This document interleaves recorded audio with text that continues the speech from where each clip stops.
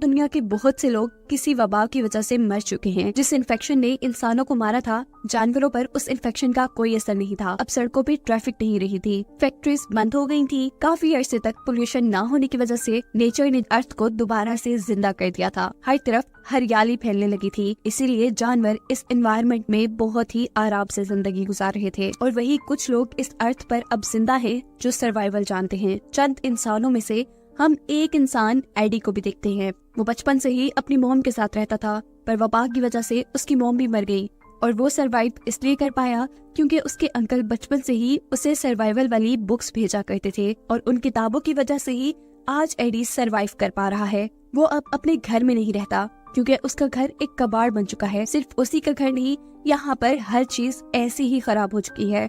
वो अपने घर के बाहर एक छोटे से बंकर में रहता है। उसके पास खाने पीने का कुछ सामान तो है, लेकिन ये ज्यादा लंबे अरसे तक नहीं चलने वाला। इसीलिए वो हर रोज अपनी साइकिल पर बैठकर आसपास के इलाके में खाने और जरूरत का सामान ढूंढने के लिए जाता है। और इस काम के दौरान घरों के अंदर डेड बॉडीज का मिलना उसके लिए आम बात हो चुकी है। एडी भी अपने इलाके में रहने वाला एक अकेला इंसान है और उसने अपना सारा इलाका छान लिया है। उसके इलाके में उसकी जरूरत का सामान जैसे अब खत्म हो चुका है। उसके पास सिर्फ एक साइकिल है। वो ज्यादा दूर भी नहीं जाना चाहता क्योंकि उसे डर है कि अगर दूर जाने पर उसे कोई इंसान मिल गया तो शायद वो भूख के मारे उसे ही न मार कर खा ले। एडी बेचारा अपनी जिंदगी से बहुत ज्यादा बोर हो चुका था। वो टाइम पास करने के लिए मोबाइल भी नहीं चला सकता था क्योंकि दुनिया में बिजली भी नहीं रही थी और ना ही बिजली बनाने वाले रहे थे। उसके पास जितनी किताबें थी उसने सारी पढ़ डाली थी और अब वो अपना टाइम पास करने के लिए गार्डनिंग करता है। काफी मेहनत के बाद वो थोड़ी सी सब्जियां उगा पाया था और इसीलिए वो बहुत ज्यादा खुश था। रात में वो चांद के नीचे लेटा होता है कि अचानक उसे कुछ अजीब आवाजें सुनाई देती हैं। वो डर कर अपने बंकर के अंदर वापस चला जाता है। सुबह होने पर रूटीन के मुताबिक उसने अपनी साइकिल ली और वो जरूरत के सामान की तलाश में निकल गया। उसे एक घर की छत पर छोटा सा सोलर पैनल मिला, जिस देख वो बहुत ज्यादा खुश हुआ। वो उसे घर लेकर आता है और उससे अपना फोन चार्ज करता है। फोन चार्ज होने के बाद वो गाने सुनता है, मजे करता है, जितना मजा वो कर सकता था। इसके बाद वो फोन में ही अपनी मॉम की वीडियो देखता है और बहुत ज्यादा उदास हो जाता है। वो काफी अरसे बाद अपनी मॉम को देख रहा था, पर फिर भी उनसे बातें नहीं कर सकता था। वो ये वीडियोस तब तक देखता है जब तक उसका फोन बंद नहीं हो जाता। इसके बाद दोबारा गार्डन में जाता है तो पता चलता है कि रात में जो आवाजें उसे सुनाई दी थी वो जानवरों की आवाजें थी और उन्हीं जानवरों ने उसकी उगाई सारी सब्जियां तबाह कर दी थी।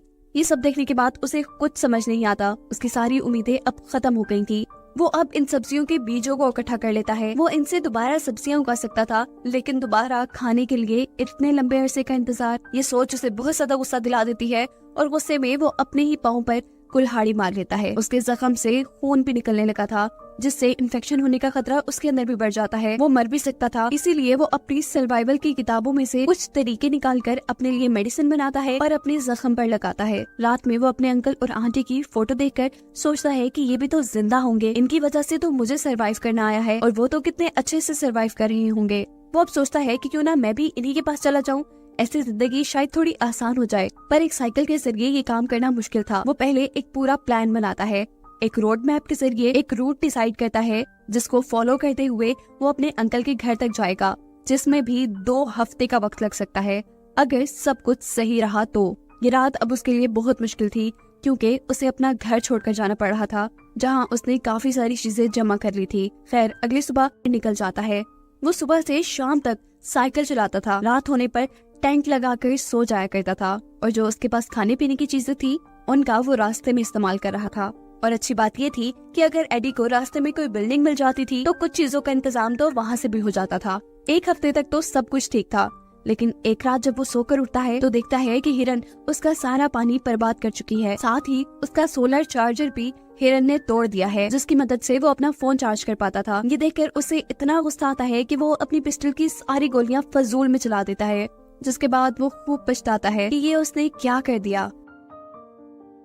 वो आगे बढ़ता रहा और रास्ते में उसे एक रिवर मिली, जिसे देखकर वो बहुत ज्यादा खुश होता है क्योंकि पानी का इंतजाम तो दोबारा से हो चुका था। पानी इकट्ठा करने के बाद वो वहाँ से निकला और एक कच्चे रास्ते के ऊपर चढ़ गया। साइकिल वो तेज चला रहा था। अचानक उसकी साइकिल डगमगाकर एक गड्ढे में गिर जाती है। ये गड्ढा कुछ चीजों से ढका हुआ था, जिसका साफ मतलब ये था कि किसी ने ये ट्रैप बनाया था। वो इस गड्ढे से बाहर निकलने की भी कोशिश करता है पर नाकाम रहता है। उसने बहुत से फायर क्रैकर जलाए कि कोई तो उन्हें देखकर उसकी मदद के लिए आएगा, लेकिन कोई नहीं आया। सुबह होने पर वो नोटिस करता है कि कोई उसे देख रहा है। एडी बगैर कुछ सोचे समझे उसके ऊपर गोली चला देता है। यहाँ जो इंसान थी वो एक लड़की थी और वो एडी की गोली से बच भी गई थी। ये लड़की एडी से कहती है कि तुम अपने हथियार मुझे दे दो, मैं तभी तुम्हारी इस गड्ढे से निकलने में मदद करूंगी। पहले एडी उसकी बात नहीं मानता, लेकिन जब उसे लगता है कि इसके अलावा उसके पास कोई और चारा भी नहीं है तो वो गन्स उस लड़की को दे देता है। लेकिन वो इतना बेवकूफ नहीं है कि गोलियों के साथ उस लड़की को गन दे और वो लड़की उसे मार दे। गस लेने के बाद ये लड़की एवा एडी से कहती है कि तुम साबित करो कि तुम इन्फेक्टेड इंसान नहीं हो। इस बात पर एडी अपनी शर्ट ऊपर करके उसे दिखाता है। उसकी बॉडी पे कोई निशान नहीं था जो इन्फेक्शन की वजह से हो। एवा भी उसे अपनी बॉडी दिखाकर तसल्ली करती है कि उसे भी किसी तरह की कोई इन्फेक्शन नहीं है।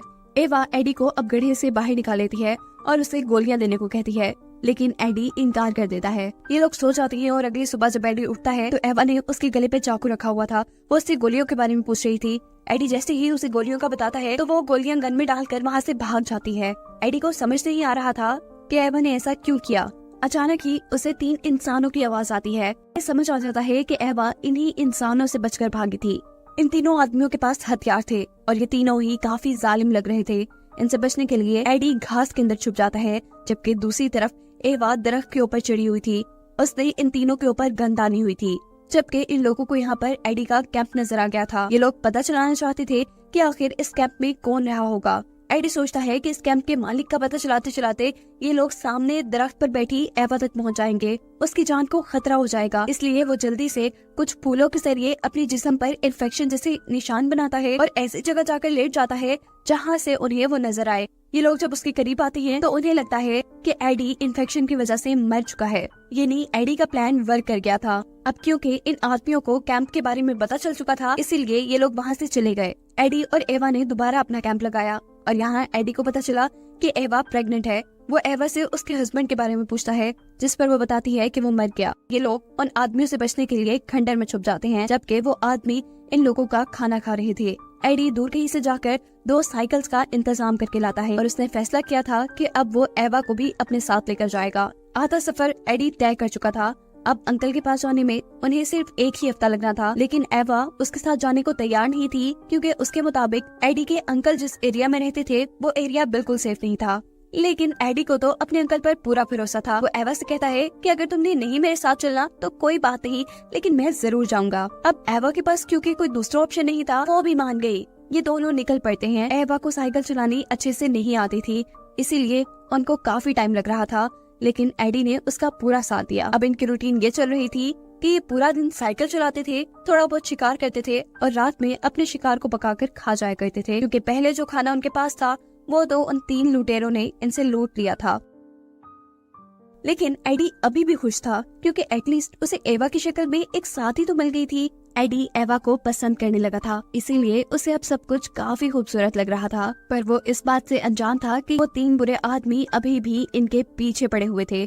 एडी एवा का बहुत ख्याल रख रहा था, इसीलिए एवा को भी एडी पसंद आने लगा था। रास्ते में एवा और एडी को एक तालाब मिलता है। एडी तालाब में स्विमिंग के लिए जंप कर देता है। वो जब स्विमिंग करके बाहर निकलता है तो सामने उसे अपने पीछे पड़े 3 आदमियों का एक साथी नजर आता है, जो उससे एवा के बारे में पूछते हुए कहता है कि हमें तुमसे कोई लेना देना नहीं, तुम हमें सिर्फ एवा का बता दो और एवा को हमारे हवाले कर दो। हम एवा को नहीं मारेंगे, क्योंकि एवा इनके लिए एक रिसोर्स की तरह काम कर रही है। एवा का जो बेबी पैदा होगा उन्हें ये खा लेंगे।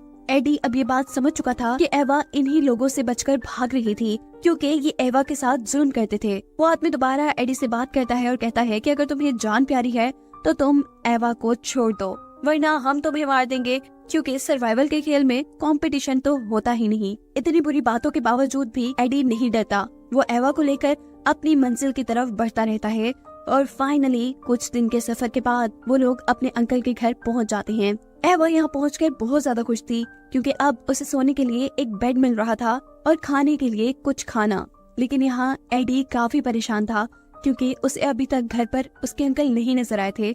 वो जब घर से बाहर निकलता है तो उसका डर सच में बदल जाता है। उसके अंकल भी मर चुके थे और घर के बाहर उनकी एक कब्र बनी थी। उसकी आखिरी उम्मीद भी मिट जाती है। उसने तो अंकल के ही भरोसे उन तीनों आदमियों से दुश्मनी मोल ली थी। एडी अब इन सारी बातों को लेकर उदास और परेशान हो जाता है। वो एवा के पास जाता है और उन आदमियों की सच्चाई पूछता है। एवा इस वक्त पर कुछ नहीं छुपाती और उसे बताती है कि जब उन तीनों का भाई उसके साथ ज्यादती कर रहा था तो वो उसे मारकर भाग आई। ये तीनों उनका पीछा करते रहे, लेकिन एवा ने एडी को कुछ नहीं बताया और इसीलिए इन दोनों के दरमियान एक लड़ाई हो जाती है। एवा रोती रह गई और एडी अपना कुछ सामान लेकर घर से बाहर चला गया, जहाँ अब उसका सामना उन तीनों आदमियों से हुआ। वो तीनों आदमी एडी के ऊपर गन तानकर उससे कहते हैं कि तुम एवा को हमारे हवाले कर लो। अगर तुम चाहो तो हम एवा को शेयर भी कर सकते हैं, क्योंकि ये इस नई दुनिया का नया रूल है। पर एडी इनके गंदे इरादों में नहीं मिलना चाहता था। वो अपनी जान बचाने के लिए यहाँ से भागता है और भागने से पहले हवा में एक गोली चला देता है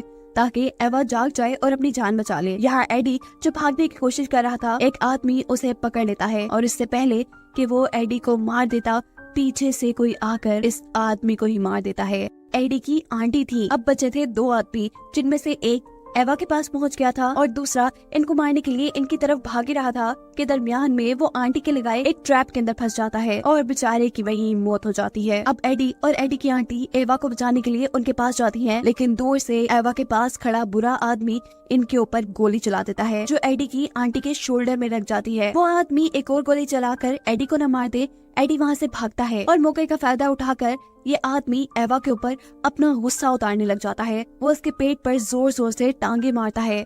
एडी जो छुपा हुआ ये सब कुछ देख रहा था, वो अब थोड़ा सा शोर मचाकर इस बुरे आदमी का ध्यान भटकाता है और मौका पाते ही एवा पीछे से एक तीर मारकर इस आदमी का कत्ल कर देती है। फाइनली सारा खतरा इनके ऊपर से खत्म हो जाता है और ऐसे एडी, एवा और उनकी आंटी एक फैमिली बनकर एक साथ रहना शुरू कर देते हैं और ये कहानी यहीं पर खत्म हो जाती है।